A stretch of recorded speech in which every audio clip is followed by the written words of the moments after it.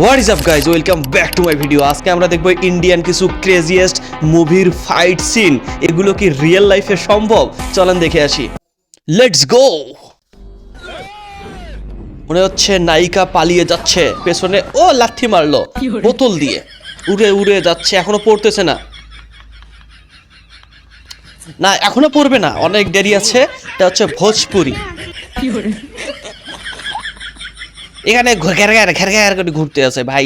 Fan fan, কোনো ইলেকট্রিসিটির দরকার নাই। নায়ক নায়িকা গ্র্যাভিটি ছাড়াই রোম্যান্স করতেছিল, তখন ভিলেন কি করছিল? তখন তো মারলেই হইতো না, তারাও মনে হয় রোম্যান্সের সিন একটু মজা নিচ্ছিল।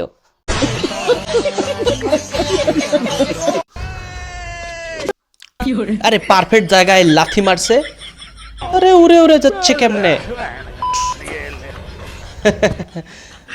এবার জুতা দিল, একটা, দুইজন, তিনজন, চার, পাঁচ, ওয়াও, 6 জন, 7 জন, 7 জনকে লাথি মাইরা আবারও জুতার জায়গায় চলে আসলো। এটা বাঘ, ওরে বাপরে, এটা বডি রে ভাই।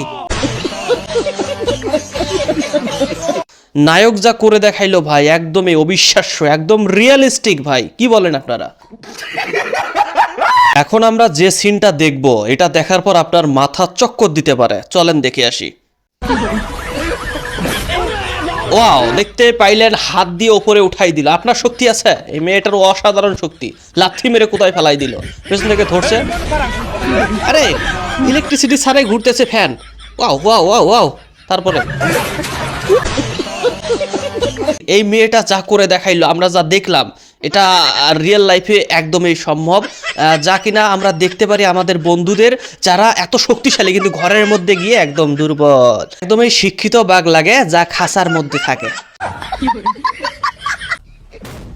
গাড়ির মধ্যে লাথি মারার সাথে সাথে ভিলেনের শরীরে লেগে ভিলেন উড়ে গেল। ঠিক আছে, আর ঘুরতেই আছে এখনো গাড়িটা। এই নায়ক আসতেছে, ওকে ওকে, উড়ে উড়ে আসতেছে। হায় হায়, কেমনে কি গাড়ি এখন মনে হয় থামাবে, ঘুরতে ঘুরতে এসে একদম। এত এনার্জি রে ভাই।